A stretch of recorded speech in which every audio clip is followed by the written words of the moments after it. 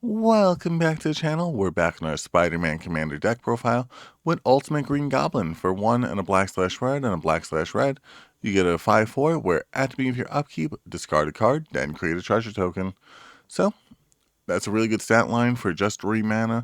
We're not playing it Voltron style, but we are playing it so that we get a lot of treasure tokens, a lot of ways to benefit off discarding those cards, so that we could make some big mana spells happen, have some fun just using treasure tokens to cascade, maybe using some treasure tokens just to win out of nowhere. All that fun type of things you could do with treasure tokens. Overall, this one's like mid on this one, but let's get into it card by card. Arcane Signet, getting us that mana in the first place to make sure we get this out turn 2 or 3. If we had the, let's call it Soul Ring. Crypt Caller Chariot, this way when we discard a card at the start of our turn, we don't just get the treasure token, we also get a 2/2 zombie token. Oh, also I forgot to mention, he has the Mayhem ability, but that doesn't really matter. Lightning Greaves, like I said, Ultimate Green Goblin has a pretty good stat line, so having him attack the turn he comes in is going to be helpful for us. Also giving him that Shroud is helpful on that as well, means that he can't be targeted by your opponent's removal spells, since you need him to last until your upkeep. Monument to Endurance, we're going to be discarding cards left and right. May as well get some more benefits off of it, getting those treasure tokens, getting that lost life, getting that draw power. Soul Ring for some additional mana. Swiftfoot Boots, once again, no problem with Ultimate Green Goblin being protected and being able to attack. Talisman of Indulgence for some extra mana. And Orbrest Forge in order to make sure that as we keep going around the table, we get more and more powerful X1s that'll be attacking our opponents with us. Academy Manufacturer, we're making a treasure token every turn, so we may as well get a clue, food, and a treasure off of that treasure token. Ancient Copper Dragon. So, I hear you like treasures. May as well roll a d20, get a 20, and get all 20, or get a 1 and get 1. But either way, like, still just a good stat line for a 6/5 flying for 6, and getting 1 treasure token, making it basically a 5.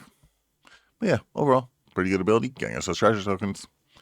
Anger, a card we won't mind discarding because while it's in the graveyard, gives our creatures haste. We actually prefer to discard this one rather than having to play it. Archfiend of Ifnir, whenever you cycle or discard a card, put a -1/-1 counter on each creature your opponents control. We're going to be trying to swing on our opponents for some damage, so having them have less power toughness helps us remove it a little bit more. Also, with how much we're discarding with this stack, we may as well just board wipe them at a certain point. Bone Miser, we're discarding cards every turn, so we get some mana, we get some draw power, we get some zombies. Its only thing is it's at the beginning of your upkeep, so you don't want to discard a land while you Bone Miser, because you just lose the mana anyway. So unless you have like an instant speed 2 mana black spell, I'd say just go with the non-creature, non-land. Captain Lannery Storm, get some treasure tokens, use those treasure tokens, make her more powerful. Carnage, Crimson Chaos. Trample, when this creature enters, return a creature with mana value 3 or less from your graveyard to the battlefield.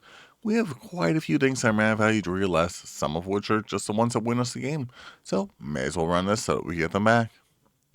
Chainer, Nightmare Depth, another way to discard some cards, allowing us to get our creatures back from our graveyards. Like I said, there's a lot of good creatures in here, so may as well have a way to get them back.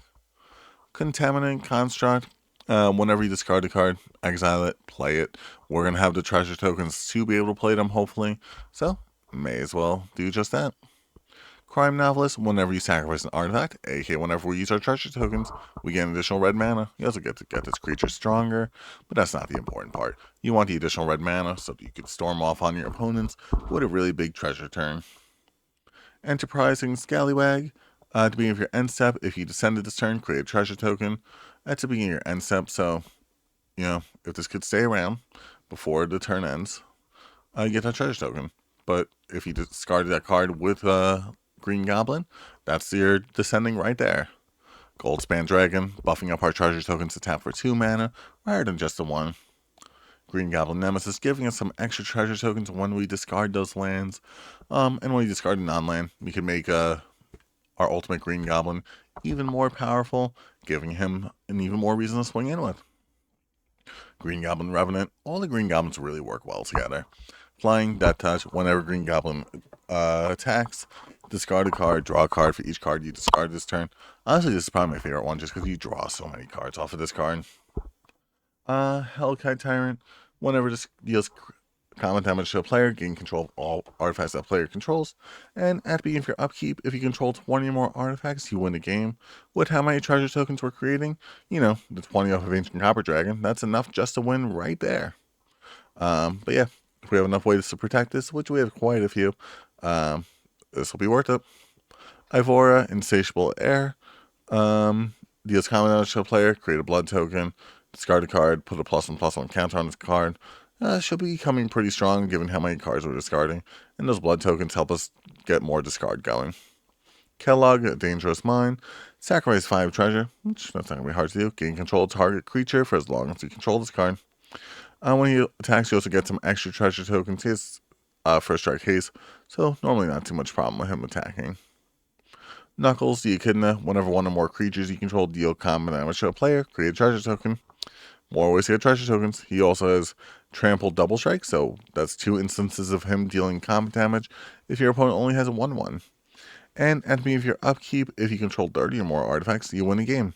Similar there to the Hellkite Tyrant, giving us a way to win, not really out of nowhere, because you have to go the whole turn. Lagomos, Hand of Hatred. At the beginning of combat on your turn, create 2/1 red elemental, sacrifice at the beginning of your next end step, and search your library for a card, put into your hand, shuffle. Only if 5 or more creatures die this turn. We're not going to really get that ability too often, but when we do, we do. Mahadi, Emporium Master. At the beginning of your end step, create a treasure token for each creature that died this turn. More ways to create treasure tokens. We're in Rakdos, so we have quite a few creatures that we could be sacrificing. Mayhem Devil. Whenever a player sacrifices a permanent, this creature deals 1 damage to any target. That's the 20 treasure tokens we're sacrificing after they removed our Hellkite Tyrant. Is now 20 damage to that person who removes its face. Pitiless Plunderer. Whenever another creature you control dies, create a treasure token. Like I said, it's not uncommon for our creatures to be getting removed, so may as well get some treasure tokens off it. Professional Facebreaker, giving us more treasure tokens, also allowing us to use those treasure tokens for something other than just mana, because you may get to a point where you're just like, well, I have too much mana. Ragavan, Nimble Pilferer, allowing us to cast stuff off the top of our opponent's decks. Shadow the Hedgehog, allowing us to give all of our spells, what was it called? Nope. Split second. I couldn't think of the word. But yeah, overall, split second onto all of our stuff we cast with our artifacts, with our treasures. Really helpful there. Surly Badgersaur, more discard synergy, giving us a more powerful creature, some removal, some treasures. Gives us all the synergies that we need. Timeline Color, creature we want to get sacrificed so that we could just keep warping it in and out and have it be our creature that keeps on dying. Warren Soul Trader, a good sacrifice outlet, so we could get our Lagomos abilities, our Pitiless Plunderer abilities, getting those treasure tokens. Then Zorn, to get some extra treasures anytime we create treasures, because I hear you like treasures, bro. And then on to the second half of the deck. Phyrexian Arena for some draw power, and Rain of Riches, where we give all of our spells we cast with that those treasure tokens that cascade, because that's going to be a lot of damage. You can also run like some other cards in here that benefit off of that for your enchantments. Like you remove some of the, what's it called? Discard a card, draw a card ones we have in here. But we want to build it more around that. Big Score, giving you more treasure tokens, giving you more draw power. Blood for the Blood God, 11 mana. Each opponent gets dealt 8 damage, potentially ending the game. Bolt Bend for some protection for your win cons. Chaos Horror for some removal. Dark Ritual for that mana. Dark Withering for a card that we wouldn't mind discarding for some removal. Deadly Dispute, a sacrifice outlet plus some treasure token and some draw power. Demand Answers for that classic discard 1, draw 2. Standing with Laughing Man. Rakdos Charm for some removal. Shadow of the Grave. We're going to be discarding quite a few cards, so if we just get them back to our hand, I don't mind that. Draw a Possibility for discard a card, draw some cards, same Unexpected Windfall, but you get treasure tokens as well. And Withering Torment for that removal. Anything special on the lands? No, I don't think so. Takanuma? No. Blasphemous Act for a board wipe. Blood Money.